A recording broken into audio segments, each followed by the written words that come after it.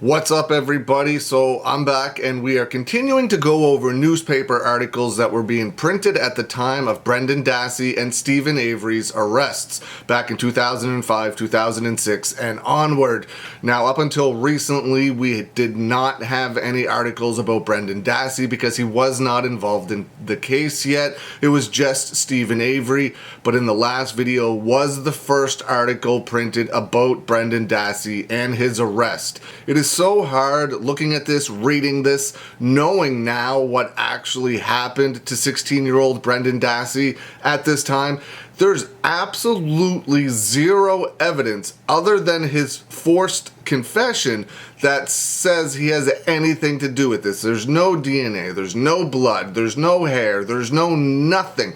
If you read what Brendan Dassey says happened, which we know didn't happen, but if you read it and want to believe it, show me any proof whatsoever that any of this ever happened. The crime that is explained to have happened in Steven Avery's bedroom did not happen there. The amount of blood, the amount of hair, the amount of DNA that would have been anywhere. And you're trying to tell me that these two guys cleaned up that crime scene spotless, where you would not find one speck of DNA, but yet left Teresa Halbach's car in the salvage yard where anybody could find it. Just absolutely stupid.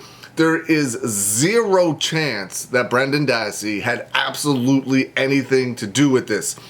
This first article is from March 3rd, 2006, and is from the Janesville Gazette. A 16-year-old boy has detailed the final horror-filled hours of a young photographer's life, telling investigators that he and his uncle raped and killed the woman who came to their property last Halloween on a photo assignment.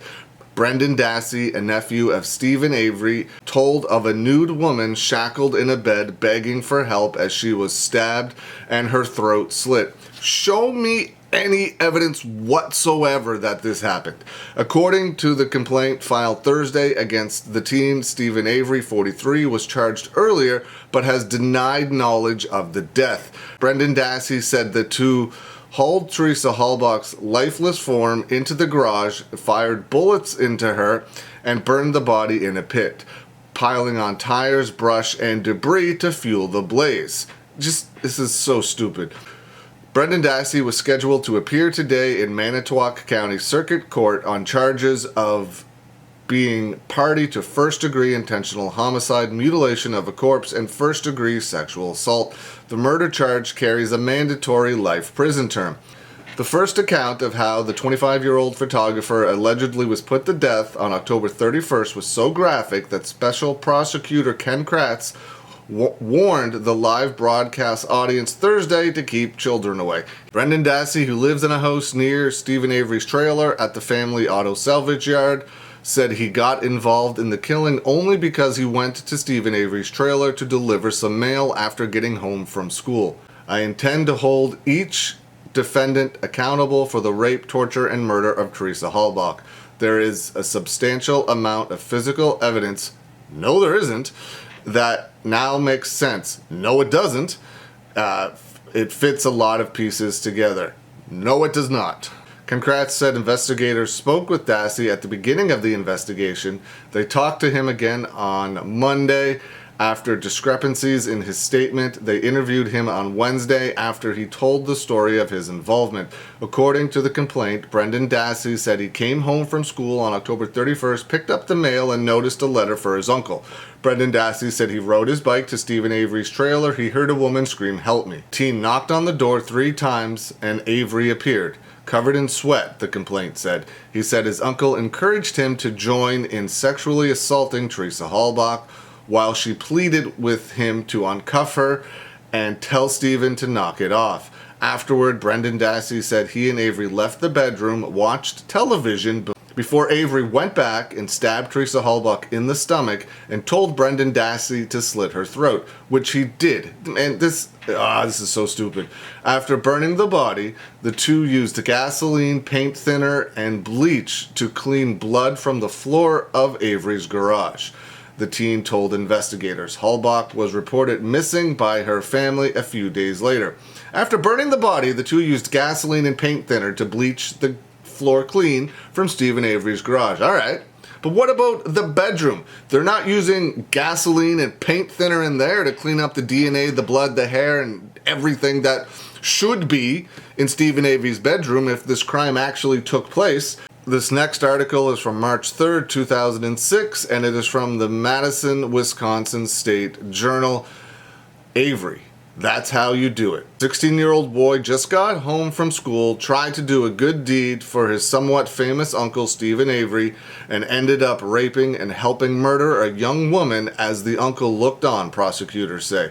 The boy, Brendan Dassey, has detailed for investigators the final horror-filled hours of Teresa Halbach's life, how she begged for help while shackled and naked to a bed, and how she was stabbed, strangled, and shot, and how the plot unfolded to burn her remains in a pit near Stephen Avery's home. An emotional special prosecutor, Ken Kratz, said at a news conference. A fake lying, Ken Kratz said at a news conference. Allegedly.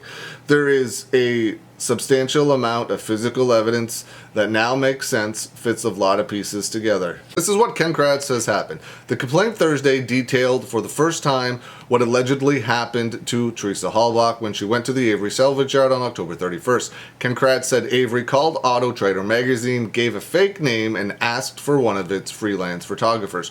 Why would he have to give a fake name? She's been there before. To visit the Avery salvage yard to photograph a minivan that was for sale. She had been there several times before for similar appointments. Ken Kratz said investigators spoke with hundreds of people, including Dassey, at the beginning of the investigation. They talked to him again Monday, and after discrepancies in his statement, they interviewed him Wednesday, and he told the story of his involvement. No, the investigators got their story more together to be able to give Brendan Dassey the things to say so that Brendan Dassey could say it in more clearer terms so that they could get Brendan Dassey. That's what happened. It wasn't discrepancies in Brendan Dassey's statements. It's that he wasn't giving investigators everything they needed him to say, so investigators continued to feed him more stuff to get him to say the correct things.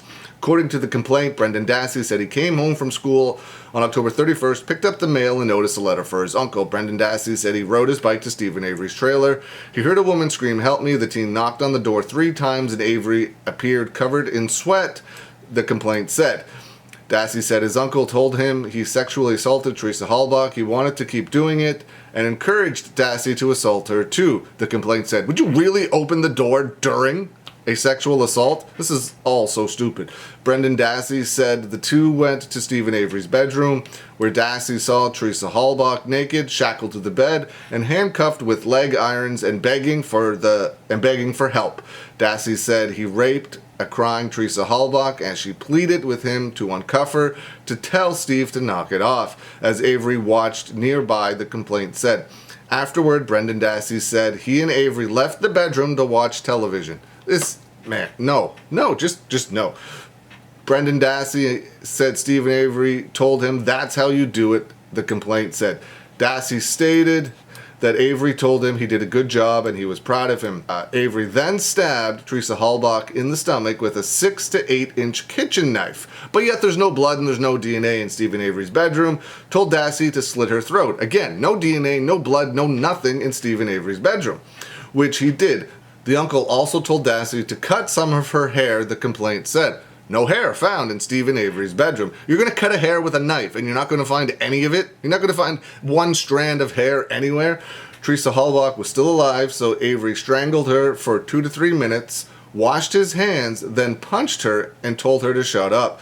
The two unshackled her, tied her up with rope, and carried her to the detached garage, the complaint said. Avery then shot her about 10 times on the garage floor with a .22 caliber rifle. Brendan Dassey said that Avery initially wanted to dump Halbach's body in a pond, but he changed his mind, the complaint said. They then put her body in a fire-filled burn pit outside, adding tires and branches. Dassey stated that Stephen Avery told him he was glad Dassey helped him, the complaint said. The two also removed sheets from Stephen Avery's bed and Halbach's clothes and threw them into the fire. Maybe. Okay, let's just say they did do that. That amount of blood is going to soak through the sheets in seconds. There was nothing found on Stephen's mattress. Nothing. Not a speck, not a drop, not a anything. They used gasoline, paint thinner, and bleach to clean up the 2 areas of blood on the garage floor, Dassey told investigators soon after Brendan Dassey's mother called him and told him to be home by 10 p.m. This next article is from March 4th, 2006, and it is from the Janesville Gazette. Teen pleads not guilty. Avery's nephew charged in Teresa Halbach's murder case. The attorney for a 16-year-old boy accused of participating in the rape, murder, and mutilation of a young photographer defended the boy Friday as a stoic, slow learner who was threatened by an abusive uncle, Stephen Avery, into horrible behavior.